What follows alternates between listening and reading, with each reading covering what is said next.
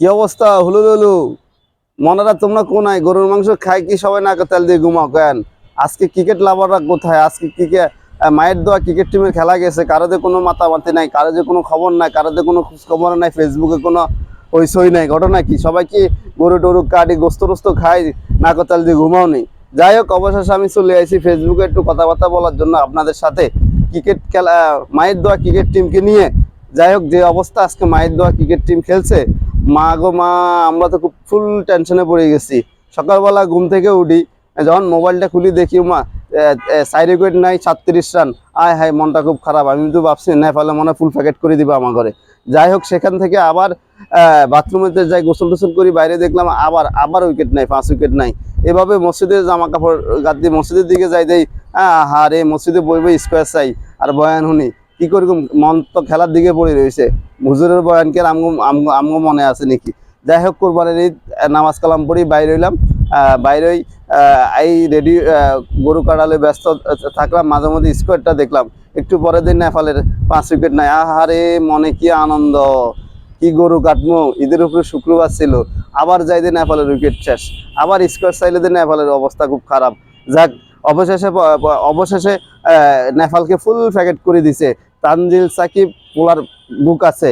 যাই হোক, নির্বাচনকে ধন্যবাদ, যারা টিম সিলেকশন করেছে, যারা তাকে দলে রাখছে, তাকে খুব ধন্যবাদ। তাদের আস্থা সে ফিরিয়ে দিচ্ছে, তাদেরকে খুব ধন্যবাদ যে তানজিল সাকিবের মতো একজন এই তানজিল সাকিবের মতো একজন বোলার বাংলাদেশ দলে রাখছে এই টি-20 শেষ মুহূর্তে।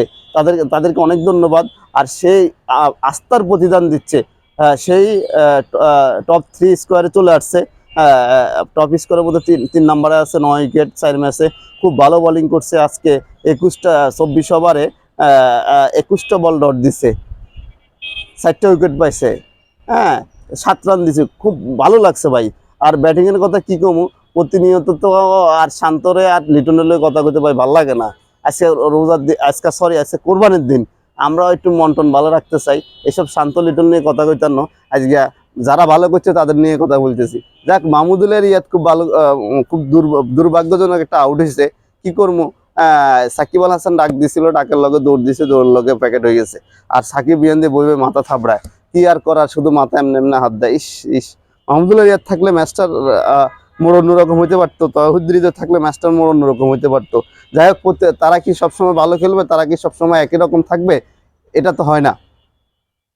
তো যে অবস্থা, যাই হোক, আমি তো মনে করছি তাদের জন্য আজকে বাংলাদেশ মায়ের দোয়া ক্রিকেট টিম অবশেষে জিতছে। তাদের জন্য গোস্ত রুটি রেডি করে রাখছি, তাদের জন্য সেমাই রান্না করে রাখছি। তোমরা আইলে বাংলাদেশে তোমরা গোস্ত রুটি খাওয়ামো, সেমাই খাওয়ামো, ঠিক আছে নি? তো যাই হোক, আমার চিন্তা তো এখানে না। আমার চিন্তা হচ্ছে ভাই, সাউথ আফ্রিকা পরবর্তীতে ইন্ডিয়া, আফগানিস্তান, অস্ট্রেলিয়ার সাথে খেলা, সুপার 8-এর খেলা, কি অবস্থাটা তখন হইব, আমি এটাই চিন্তা করতেছি। যাই হোক, 4 ম্যাচের মধ্যে 3 ম্যাচ জিতছি, ওখানে যাই হারি